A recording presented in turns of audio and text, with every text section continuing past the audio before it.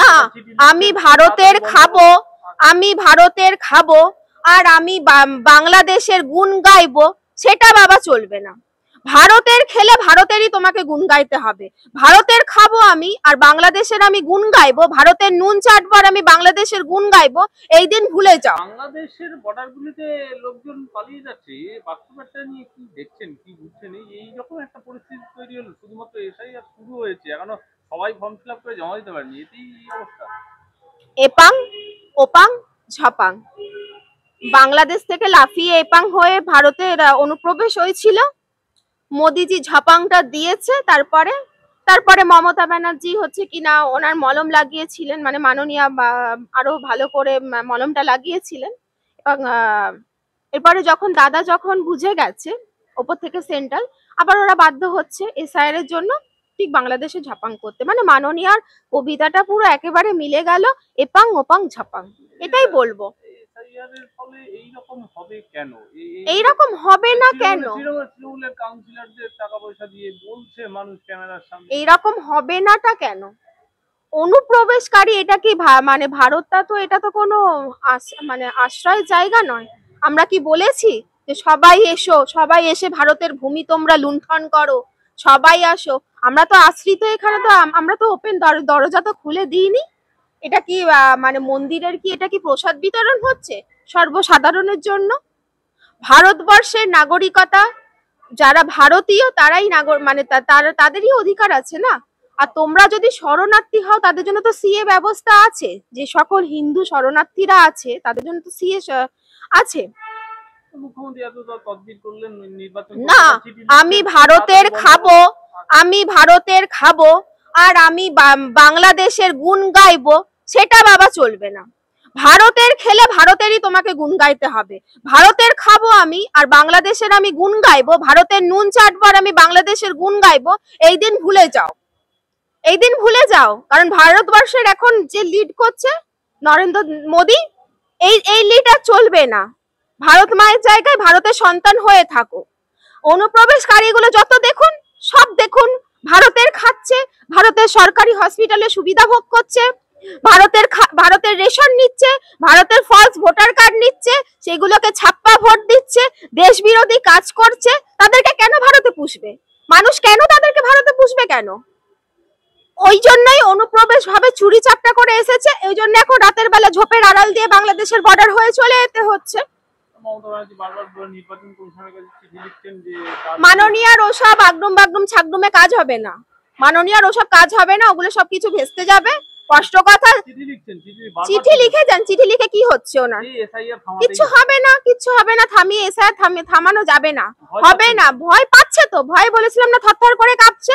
উনি তো একবার কাঁথিতে গিয়ে তো 1956-এ উনি হেরেছিলেন, তারপরে আবার গোহারান হাঁটছে, আবার দেখবেন না ভবানীপুরে, আবার দেখবেন কিভাবে 37,000 ভোটে উনি আবার হারবে, আরো বেশি হারবে, তো কমে হারবে না।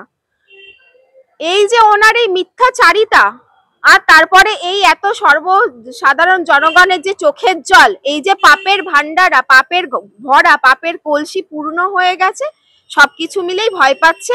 আর তারপরে ওরা যারা দুধের গায়েরা আছে, যাদেরকে বাংলাদেশ থেকে সোনা বাবা এনে, ওই একটা প্রেসে বলেছিল না, দুধ হরলিক্স গুলে খাওয়াচ্ছে, দুধ চিনি গুলে খাওয়াচ্ছে, ওটা আপনি এনেছিলেন বাংলাদেশ থেকে, পাকিস্তান থেকে, করাচি থেকে, আফগানিস্তান থেকে এনে আপনি ওই রাজারহাট নিউ টাউনের ওইখানেতে আশ্রয় দিয়েছিলেন, এখানে ওখানে আশ্রয় দিয়েছিলেন। তারপর মৃত ভোটার গুলোকে মনের মতন করে একেবারে নাম কাটায়নি, ইচ্ছা মতন মানে ভোট ছাপ্পাদার দিয়েছিলেন।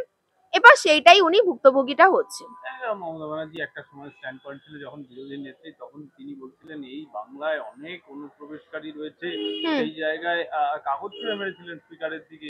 তখন তো উনি গদিতে বসেননি, তখন ওনার চেয়ারে তো বসেননি, চেয়ারে তো চারটে পায়ে তো একটা শিক্ষা দুর্নীতি, একটা মানে শিক্ষা দুর্নীতি, চাকরি দুর্নীতি, একটা তো রেশন খেয়ে একটা চেয়ার খাচ্ছে, এইদিকের পায়ের কোনাতে হলো কিনা নারী ধর্ষণ খাচ্ছে, ওই দিকের পায়ে কোনাতে কয়লা গরু পাথর সব গিলছে, চারটে পায়ে চারটে ওই কোনাগুলো তো তখন ওই চেয়ারে বসেনি। তো এখন ওই চেয়ারগুলোকে ভালো মতন শিকড় নিয়ে গছিয়ে বসিয়ে নিয়েছে গদিটাকে।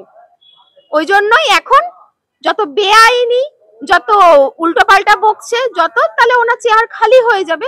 গদির ভয়ে উনি এই কথাটা বলছেন, গদি হারাবার ভয়ে উনি এসআইআর কে বাতিল করতে চাইছেন। তারা বলছে পথসভা করছে এবং সমস্ত জায়গায় তারা বলছে যে বিজেপি আর এবং তৃণমূলের সেটিং, অর্থাৎ কিনা বিজেপি চাইছে মানুষের ইস্যুগুলো ঘুরে যাক।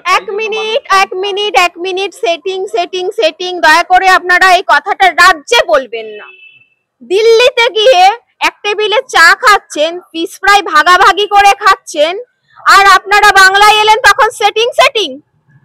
ভোটের পরে যখন 2021-এর পরে কটা বিজেপি কর্মী খুন হয়েছিল, কটা বিজেপি কর্মী ঘরছাড়া হয়েছিল, কটা বিজেপি কর্মীকে দৌড়ে পালাতে হয়েছিল, কটা বিজেপি কর্মীর বাড়িতে ঢিল ছুঁড়েছিল, সেইটা হিসাব রাখুন।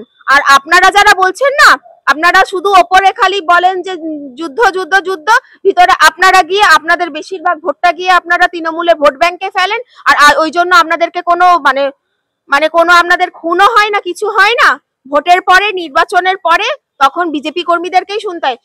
নির্বাচনের আগে তখন বিজেপি কর্মীকেই ধমকি দিয়ে আসে, বাড়িতে সাদা থান পাঠিয়ে আসে, অন্য কোন দলের বাড়িতে সেটা বর্তমান সরকার পাঠায় না। তাহলে সেটিংটা অন্তত আর বলবেন না বিজেপি তৃণমূল সেটিং আছে।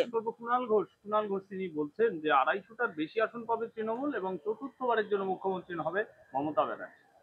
চটিচাটাকে আমি কি বলবো বলুন তো, আগেই বলেছি, চটিচাটা জুতোর ডেস্কের সামনে বসে বসে উনি ওই বক্তৃতা দেন। চটি না চাটলে ওনার হাঁড়ি ফুটবে না, এমনিতেই তো 3.5 বছর জেল খাটা আসামি। আর কি বলবো বলুন, উনি জানে যে না, ওনার মাথা পাগল হয়ে গেছে।